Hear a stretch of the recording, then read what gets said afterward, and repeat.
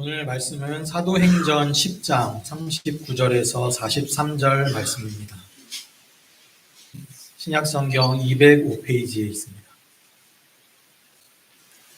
봉독하겠습니다.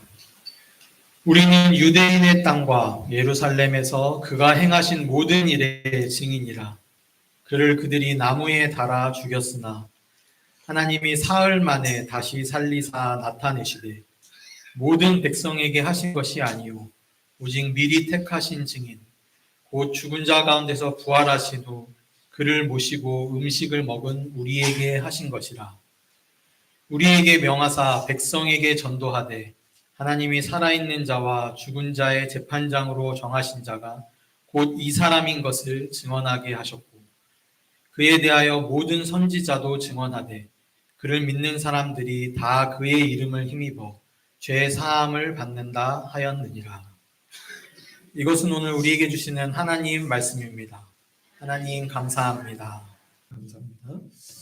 네, 한 주간 동안 잘 지내셨습니까? 네, 명절 잘 보내셨나요?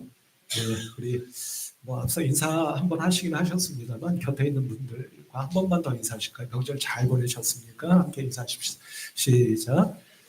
네, 명절 잘 보내셨습니까? 네, 만나 뵙게 되어서 반갑습니다. 아주 오래전 영국의 북부 지방이라고 할 수 있는 스코틀랜드 지역에 한 마을이 있었습니다. 그 마을에는요 큰 바위가 하나 있었고요. 그 바위에는 예사로워 보이지 않는 칼 하나가 꽂혀 있었습니다. 그 칼에는 전설이 흘러내려오고 있었는데요. 누구든지 그 칼을 뽑는 자는 그 나라의 왕이 될 사람이다 라는 전설이 내려오고 있었다고 합니다. 그 전설을 들은 그 지역의 많은 힘께나 쓰는 장사들이 그 칼을 힘으로 뽑으려고 오고 가곤 했습니다. 있는 힘껏 그 칼을 뽑아보려고 했지만 그 칼은 누구의 손에 의해서도 뽑혀지지가 않았습니다. 그러던 어느 날 그 마을에 외적이 침입해 왔습니다.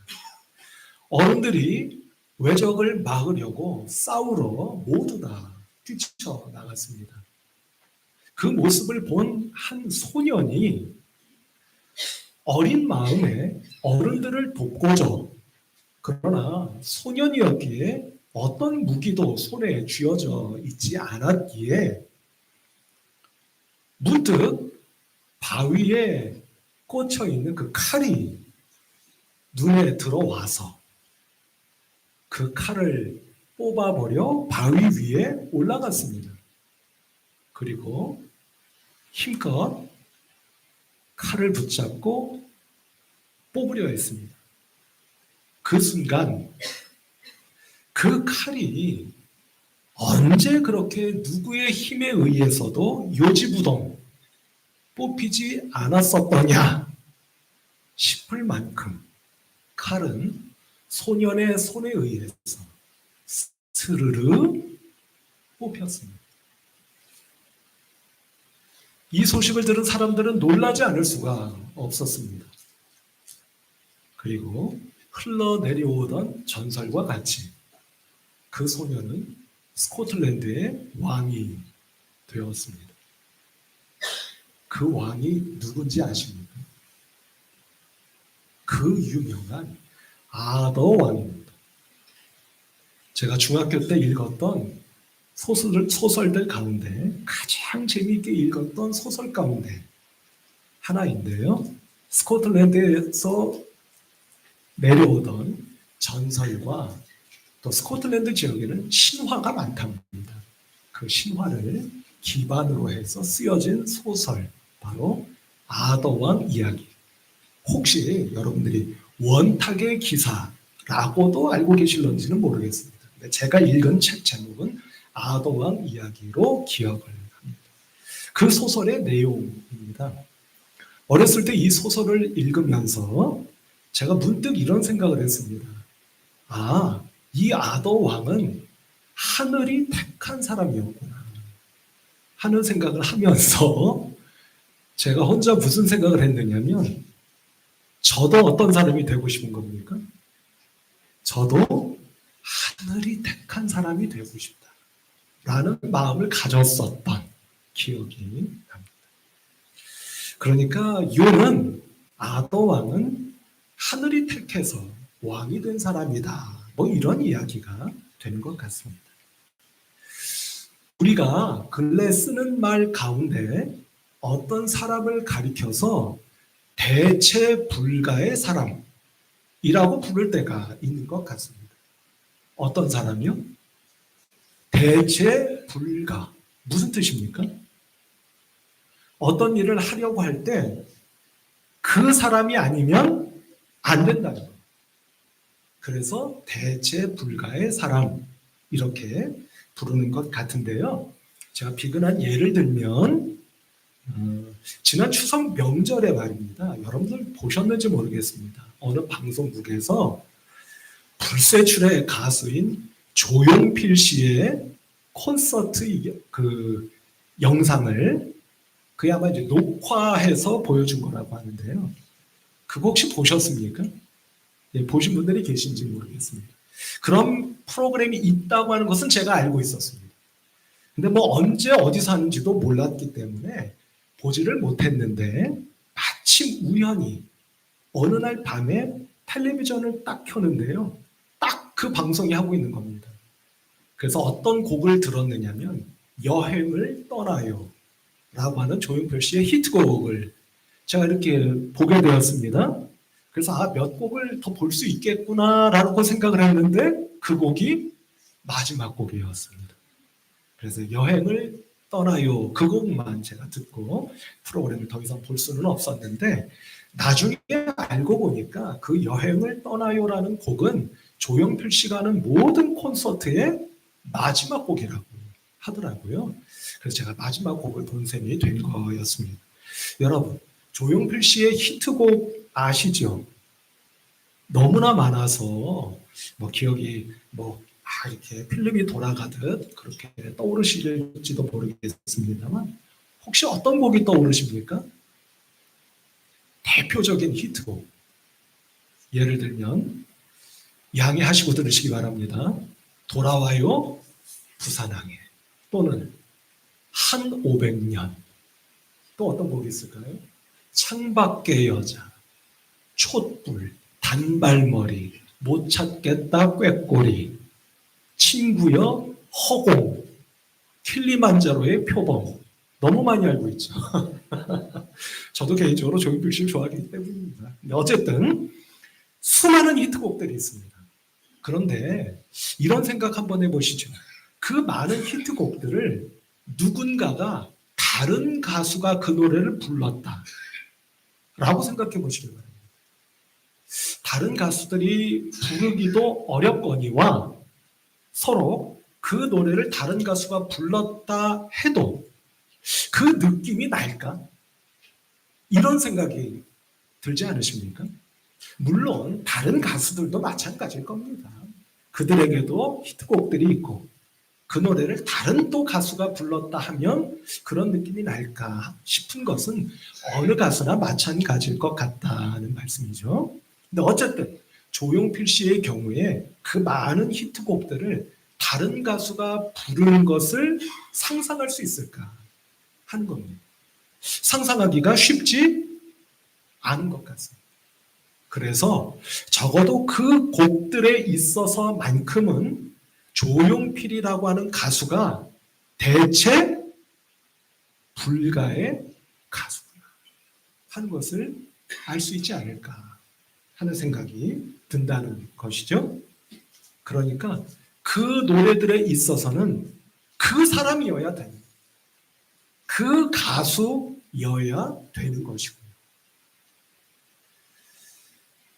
앞서 말씀드린 것처럼 우리가 11월 둘째 주일 새 생명 축제를 준비하면서 지난 주일에 이어서 오늘 같은 본문 말씀을 읽어봤습니다. 지난 주일에 우리가 함께 나누었던 말씀을 혹시 여러분들 기억하실지 모르겠습니다. 어떤 말씀이었죠? 하나님께서 온 세상을 창조하셨다고 했습니다. 그런데 왜 창조하셨다고 말씀을 우리 함께 생각해 봤습니까? 하나님은 어떤 하나님이시기 때문이에요. 하나님은 사랑의 하나님이시기 때문에 누군가 사랑할 대상이 필요하시지 않았겠느냐, 이런 말씀을 우리가 함께 생각해 보지 않았습니까? 그런데 그 사랑은 어떤 모습으로 나타난다는 말씀을 함께 생각했죠? 사랑하는 이와는 항상 함께 하기를 원하고, 그뿐만 아니라 한 걸음 더 나아가 함께 무엇이든지 같이 일을 하기를 원하는 그 모습으로 나타나지 않겠습니까? 하는 말씀을 나눴더랬죠.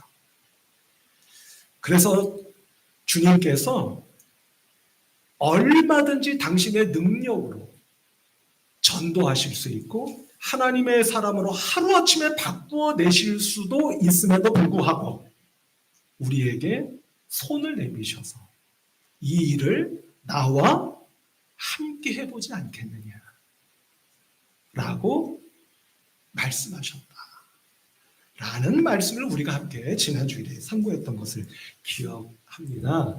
해서 오늘 본문 말씀에도 있습니다만 42절 42절 앞부분을 보시면 이런 말씀이 있지 않습니까? 우리에게 명하사 백성에게 전도하되 라고 말씀. 그러니까 전도하자. 나와 함께 전도해 보자꾸나 라고 말씀하고 계신다 하는 것을 우리가 말씀을 통해 확인한 일이 있었던 겁니다. 그럼 성도 여러분, 오늘 우리가 같은 본문 말씀을 통해서 상고해 보고자 하는 것은 이런 겁니다. 여러분, 전도한다고 한다면 적어도 오늘 본문 말씀에 입각해서 말씀을 드려보자면 누군가 한 사람, 바로 이 사람, 바로 그분을 전하는 것 아니겠습니까? 그것을 가리켜 오늘 전도하되 라고 말씀하고 있는 것을 보게 된다 하는 겁니다. 말씀을 통해 확인해 볼까요? 자, 42절 말씀을 이제 한번 보도록 하십시다. 우리에게 명하사 전도하되 하나님이 살아있는 자와 죽은 자의 재판장으로 정하신 자가 곧 이 사람인 것을 증언하게 하셨고, 이렇게 되어 있습니다. 그러니까 이 사람이라는 겁니다. 이 사람만이어야 한다는 겁니다. 이 사람뿐이라고 하는 겁니다.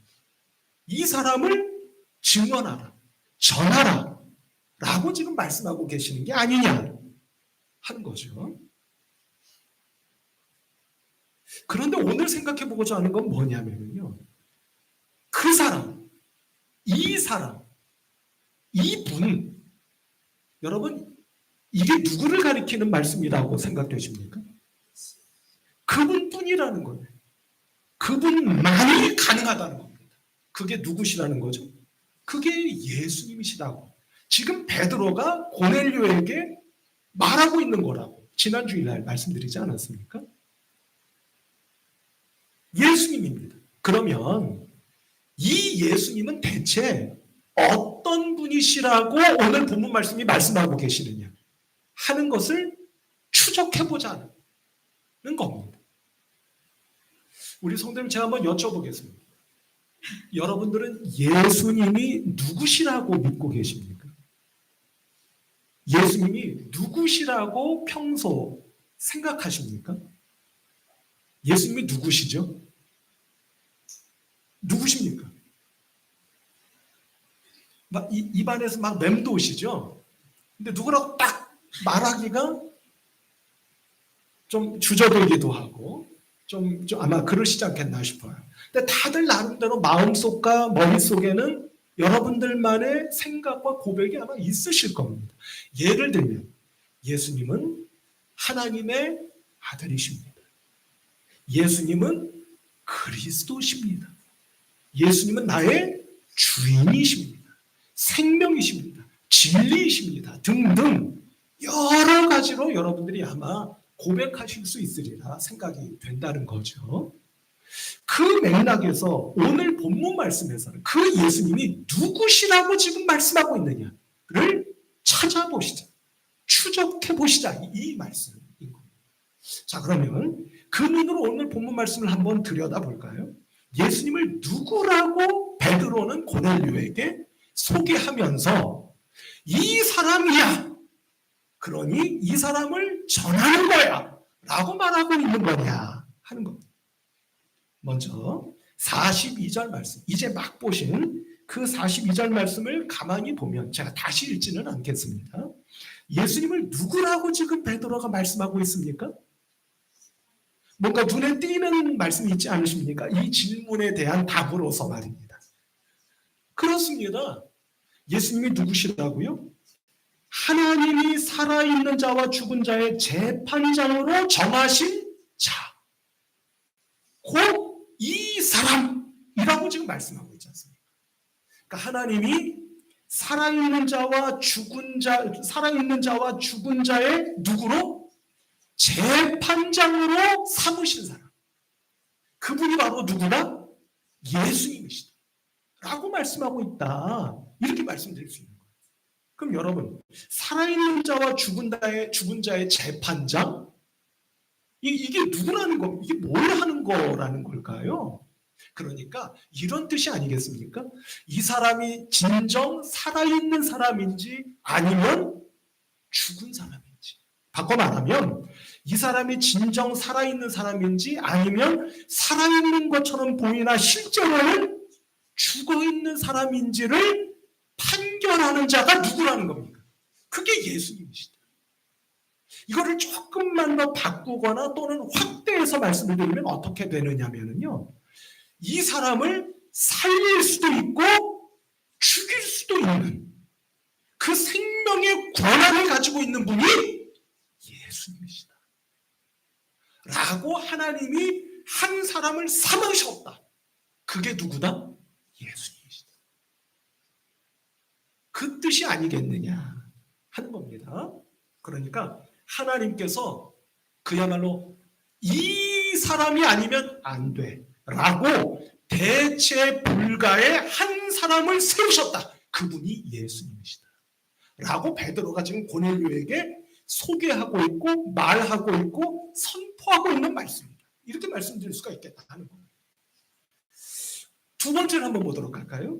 이어지는 오늘 본문 말씀의 끝절 43절 말씀입니다. 같이 한번 읽어보실까요? 이 눈을 한번 보실 때 하나님께서 예수님을 또 누구라고 말씀하고 계시는지를 한번 추적해 보십시다. 같이 한번 읽어보십시다. 시작.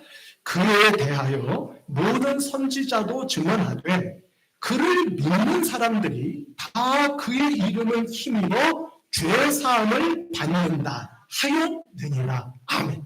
이렇게 말씀합니다. 지금 하나님께서 택하신 예수님을 또 어떤 분이라고 말씀하고 있는 겁니까? 그 예수님을 믿으면 죄사함을 받게 되는 그분. 우린 이분을 가리켜 누구라고 부릅니까? 우리를 구원하시는 분이에요. 죄를 사해 주시니까. 그러니까 누구라고 부를 수 있는 겁니까? 구원자라고 부를 수 있지 않겠습니까?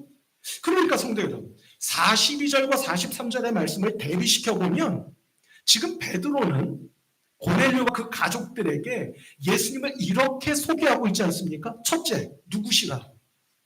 살아있는 자와 죽은 자의 재판자. 두 번째는 뭐죠? 그를 믿는 자들을 죄를 사해 주셔서 그를 구원해 주시는 구원자. 이 두 가지입니다. 동의가 되십니까? 그런데 성도 여러분, 여기까지 생각이 미치면 우리는 이상하고도 놀라운 사실을 하나 발견하게 됩니다. 그거는 뭐냐면 제가 이렇게 말씀드려 보겠습니다. 어떻게 한 사람이, 어떻게 한 분이 재판장이면서 동시에 구원자일 수가 있습니까? 이겁니다. 여러분 그걸 뭐라고 하죠? 법정 드라마 많이 보셨죠? 안 보신 척 하지 마세요.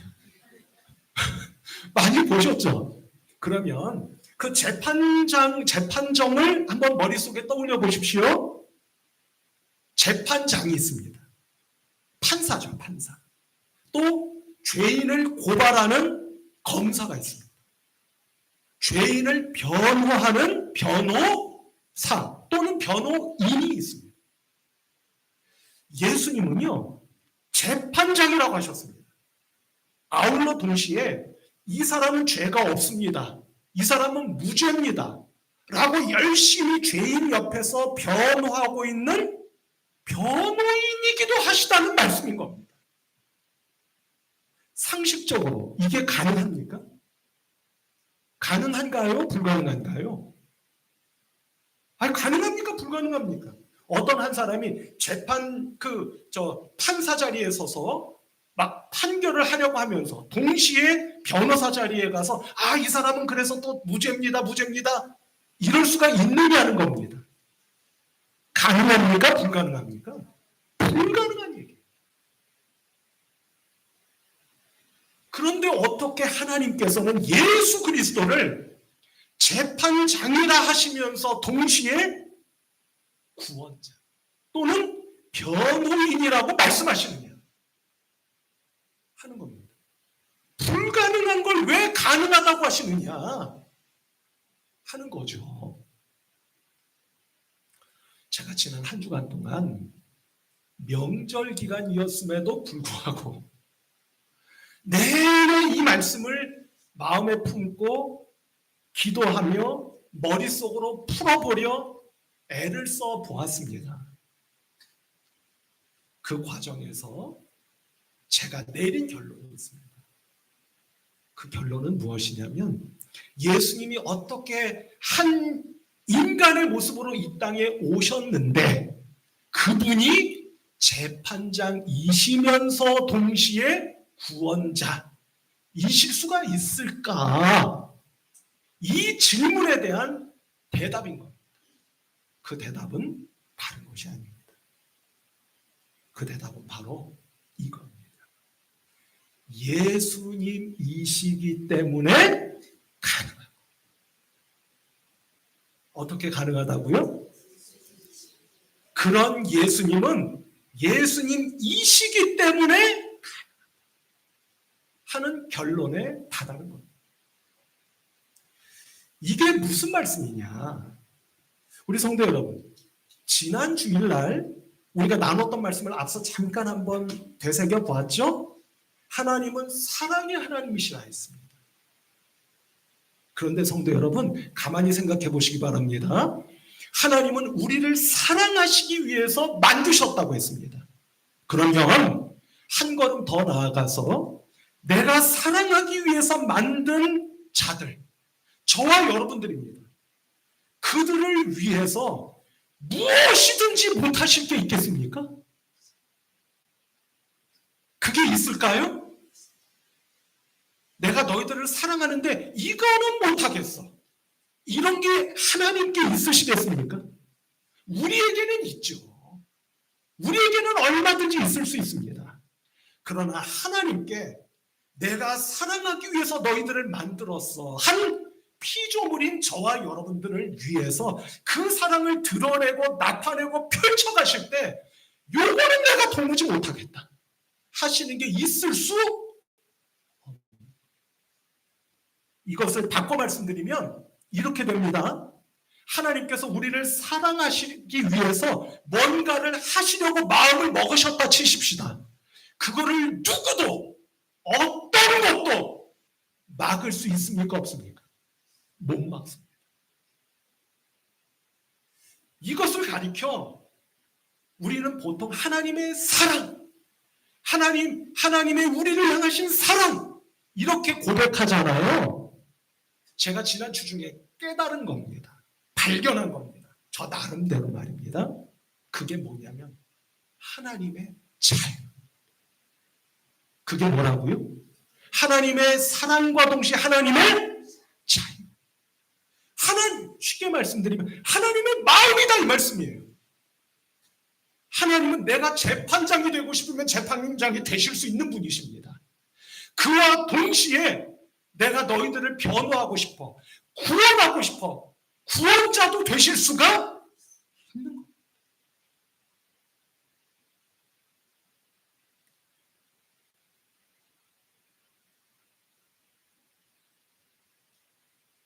아주 비근한 예를 말씀드리면 이런 경우죠.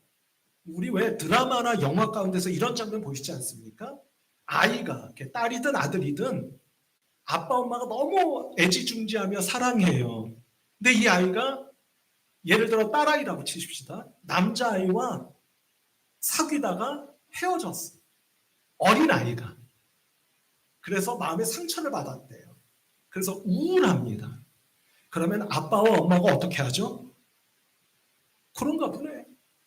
다 그런 거야, 엄마. 이러고 지나갑니까? 그러셨군요. 드라마나 영화 속에서는 그렇게 하지 않지 않습니까? 우리 현실은 그렇다 하더라도 엄마나 아빠가 이 아이를 어떻게든지 좀 기쁘게 해주려고 마음을 풀어주려고 예를 들면 무슨 호랑이 탈을 쓰고 갑자기 나타나기도 하고 예? 막 엉금엉금 기기도 하고 그러면서 그 아이의 마음을 풀어주려고 무진 애를 쓰지 않습니다. 똑같다는 겁니다. 하나님께서 당신의 일을 펼쳐가시기 위하여 그 무엇도 그 어떤 것도 하실 수 있는 분이 그것은 우리를 향하신 하나님의 사랑임과 동시에 우리가 말로는 표현하기 어려운 하나님만의 뭐라고 말씀드렸죠? 자유인 것.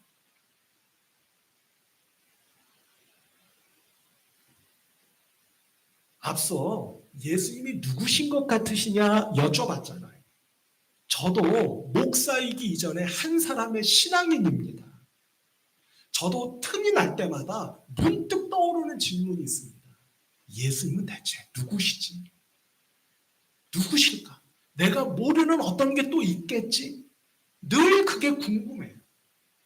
그런데요, 제가 이제껏 이 질문을 드리면서 제가 발견한 가장 제 마음에 와 닿았던 대답이 있습니다. 그게 뭐냐면 이런 겁니다. 예수님은 참 사람이시면서 동시에 참 하나님이십니다. 라는 고백이 이건 제 고백이 아닙니다. 누구의 고백이냐면 여러분께 잠깐 설명을 드리면 지금으로부터 대략 1500년 전쯤 그러니까 이 땅에 교회가 시작된 이래로 대략 400년에서 500년 정도 흘렀을 무렵 AD 그러니까 서기 451년 그러니까 지금으로부터 몇 년 전이요? 앞서 말씀드렸죠. 대략 1500년 전쯤 지금의 터키 오늘날은 튀르키예라고 우리가 부르죠. 그 터키에 있는 칼케돈이라고 하는 곳에서 교회들이 모였습니다. 그 당시는 동양까지 막 복음이 전파되고 그러지는 않았으니까 대략 유럽 일부, 근동 지역, 북아프리카에 있는 교회들이었겠죠. 그 교회의 대표들이 칼케돈에 모였습니다. 이게 451년의 이야기입니다. 그때의 주제가 뭐였느냐? 예수님은 대체 누구시냐? 라는 주제였습니다. 그리고 마침내 당시 전 세계에 있던 모든 교회가 합의했습니다. 결정을 내렸습니다. 이렇게 고백하자고. 그 고백이 뭐라고요? 예수님은 누구시냐? 예수님은 참 사람이시면서 동시에 참 하나님이시다. 놀랍지 않습니까?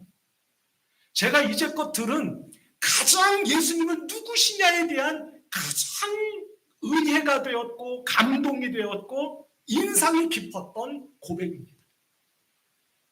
근데 여러분 궁금하지 않습니까? 지금 우리는 무슨 말씀을 나누고 있죠? 예수님이 어떻게 재판장이면서 동시에 구원자일 수 있느냐? 놀랍다. 이것을 지금 나누고 있지 않습니까? 마찬가지입니다. 예수님이 참 사람이면 사람이고 참 하나님이면 하나님이시지 어떻게 참 사람이시면서 동시에 참 하나님이실 수 있느냐, 이겁니다. 이 역시 마찬가지라.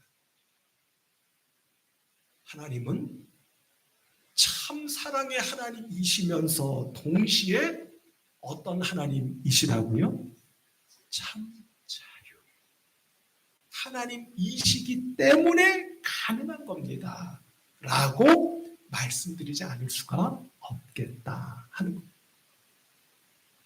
마지막으로 성경의 예 하나만 들어보겠습니다. 요한복음을 보면 1장입니다. 요한복음 1장을 보면 이런 말씀이 있지 않습니까? 말씀이 뭐가 되었다고요? 육신이 되었다. 그 말씀을 한번 우리 보도록 할까요? 띄워주실 수 있을까요? 네. 같이 한번 읽어보십시다. 시작. 말씀이 육신이 되어 우리 가운데 거하심에 우리가 그의 영광을 보니 아버지의 독생자의 영광이요 은혜와 진리가 충만하더라. 아멘. 기도했습니다. 여러분 정말 놀랍지 않습니까? 말씀이 뭐가 되셨다고요? 육신이 되셨다. 근데 여러분 제가 기회 있을 때마다 말씀드렸죠. 이 말씀은 누구십니까?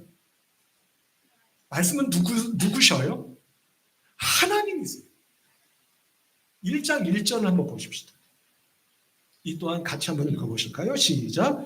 태초에 말씀이 계십니다. 이 말씀이 하나님과 함께 계셨으니 이 말씀은 곧 하나님이십니다. 아멘. 그러니까 여러분 우리는 어떤 결론을 얻게 됩니까?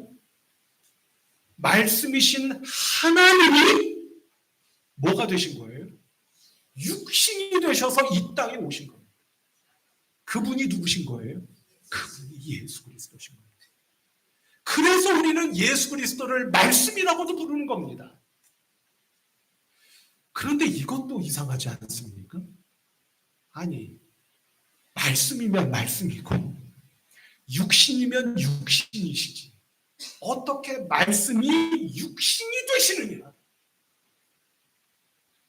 이 또한 마찬가지라는 말씀. 왜 하나님이 심심하셔서요? 아니지 않겠습니까?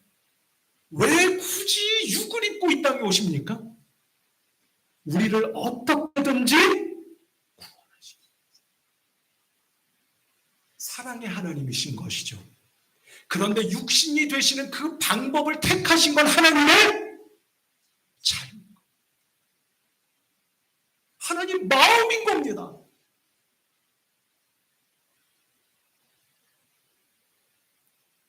이제 결론을 내리려고 합니다. 성도 여러분, 이처럼 하나님의 사랑, 하나님의 자유 이렇게 외쳤습니다. 대체 뭘 하시려고? 사랑이 자유이고 자유가 사랑입니다. 이게 중요합니까? 중요하지 않습니다. 뭐가 중요한 겁니까? 왜 하나님의 사랑이 자유로운 모습으로 육을 입고 참 사랑으로 우리에게 찾아오셨느냐 이 말씀입니다. 이 또한 명약관화하지 않습니까?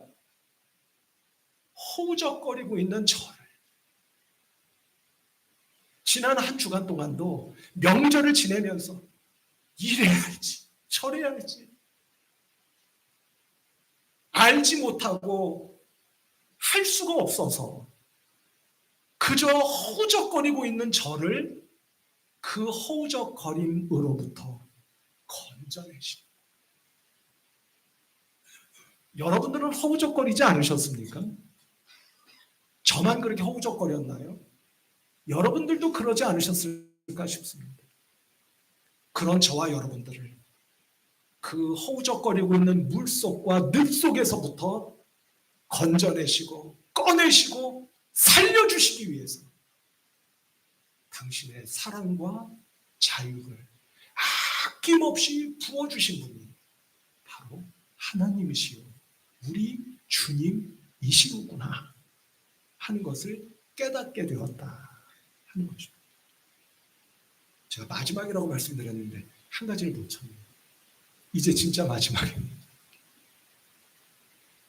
지난 20세기 우리 기독교의 이 진리를 사람의 말로 또는 글로 가장 잘 풀어낸 분 가운데 한 분이다 라고 일컬어지는 분이 있습니다. 그분이 바로 아시는 분은 아시겠습니다. C.S. 루이스라고 하는 분. 얼굴 한번 보실까요? 저분. 누구랑 좀 비슷하지 않으십니까? 농담으로 말씀드립니다. 센스 있으시네요. C.S. 루이스라는 분입니다. 이분이 이런 하나님과 예수님을 이렇게 풀어서 말한 적이 있습니다. 제가 그게 너무나 감동적이었습니다. 그분의 책 기적이라고 하는 책에서 이제 치워주실까요? 예. 기적이라는 책에서 이렇게 풀었습니다. 하나님과 예수님은 여러분 바닷속에 멋지게 풍덩하고 뛰어드는 분을 가리켜 우리가 뭐라고 부르죠? 물속에 뛰어드는 분. 뭐라고 부릅니까? 영어로. 다이버라고 부르죠. 다이버. 그래서 뛰는 것을 다이빙한다 이렇게 우리 얘기하잖아요. 다이버. 예수님은 다이버시다. 라고 풀었습니다. 물속으로 뛰어들고죠. 옷을 다 벗습니다. 부끄러움을 감수하고 옷을 다 벗고 그 깊이를 알 수 없는 물속으로 위로부터 뛰어든 겁니다. 사람들은 그가 다 물속에서 죽었을 거라고 그랬습니다. 그런데 어느 한순간 그 물속으로 뛰어들었던 다이버가 물 위로 다시 솟구쳐 올랐습니다. 그리고 그의 손에는 그가 물속에서 그토록 찾고자 했던 그 어떤 것이 손에 쥐어져 있는 거예요. 그게 저의 영혼이고 저의 인생이고 여러분들의 영혼이고 여러분들의 인생이 아니겠습니까? 새생명 축제를 우리가 목전에 두고 하나님의 사랑과 자유가 저와 여러분들에게도 이 시간에 하늘로부터 임해지시기를 간절히 원합니다. 우리도 누군가에 대한 애틋한 마음을 가질 수 있기를 원합니다. 그 애틋한 사랑의 마음이 혹여 나는 이런 건 못해, 나는 안 해 했었던 장벽이 있었다면 그것을 무너뜨리는 자유.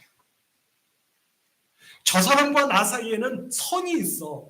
넘어오지 마. 나도 안 넘어갈 거야. 하는 선이 있었다 할지라도 그 선을 지워내는 자유.